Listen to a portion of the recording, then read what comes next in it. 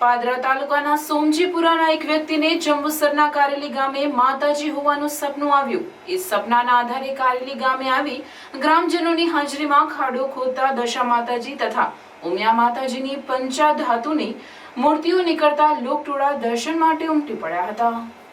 પાદરા તાલુકાના સોમજીપુરા ગામના નટુભાઈ માધવભાઈ સોલંકીના જણાવ્યા અનુસાર કારેલી ગામે માતાજી હોવાનું સપનું અગાઉ 2 વખત આવ્યું હતું, પરંતુ તે ધ્યાને લીધું ન હતું। પરંતુ ગત રોજ રાત્રિના ફરી સપનું આવ્યું અને કારેલી ગામનું બોર્ડ ગાંધી આશ્રમથી પીલુદ્રા તરફ જવાનો માર્ગ ફેટાવાળા દાદા મંદિર પાસે જગ્યા બતાવેલ હતી।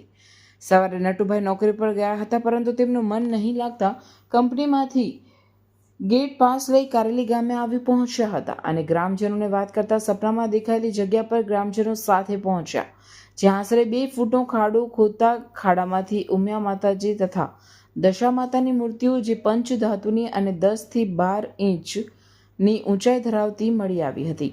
આ સમયે માજી સરપંચ સોમાભાઈ પઢિયાર પણ ઉપસ્થિત હોવાનું જણાવ્યું હતું। સદર ચમત્કારની વાત વાયુવેગી ગામમાં પ્રસરતા માતાજીના દર્શન માટે ગ્રામજનો ઉમટી પડ્યા હતા।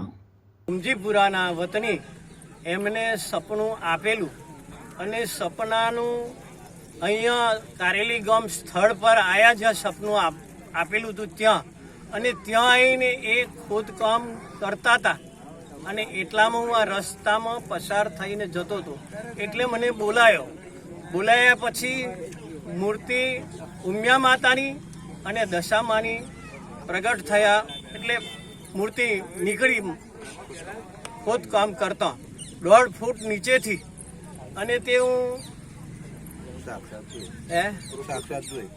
સાક્ષાત મેં જોયું છે। અને પછી અમે મૂર્તિ નીકળ્યા પછી માતાજીએ પૂંજન થતું હતું રબારી સમાજનું, ત્યાં આગળ અમે જઈને આ પ્રશ્નની રજૂઆત કરી, એટલે માતાજીના જે કંઈ દોણા જોતો માતાજીને એમને પ્રત્યક્ષ કહ્યું, પહેલા તો દોણા ના આવ્યા પણ પ્રત્યક્ષ કહ્યું અને એમને કહ્યું કે તમે સોમજીપુરાના છે, પણ તમારા પિતાઓ 5 ભાઈઓ છે? હા।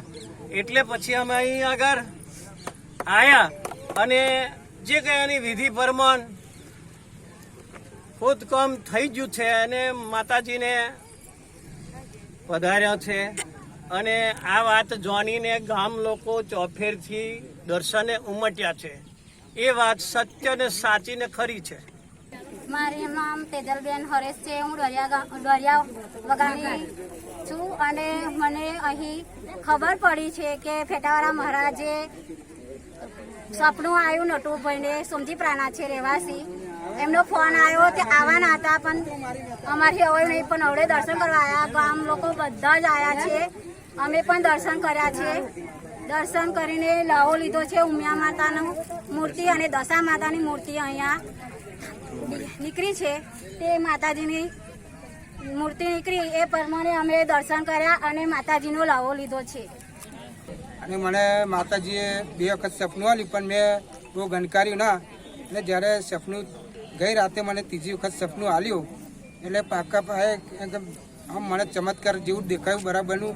એટલે રાતે મને સપનું આવ્યું એટલે નકશો બતાવ્યો માતાજીએ, અને સવારમાં આંખ મારી ઉઘડી જાય એટલે મેં એ પ્રમાણે નકશો દીધો, અને સવારમાં ઉઠીને તો પાછો હું નોકરીને આવી ગયો। નોકરી ગયો એટલે મને 2 ચેની લાગી, એટલે હું 10 વાગે ગેટ પાસ લઈને નીકળી ગયો અને સીધો નકશા પ્રમાણે કારેલી ગામમાં આવી ગયો।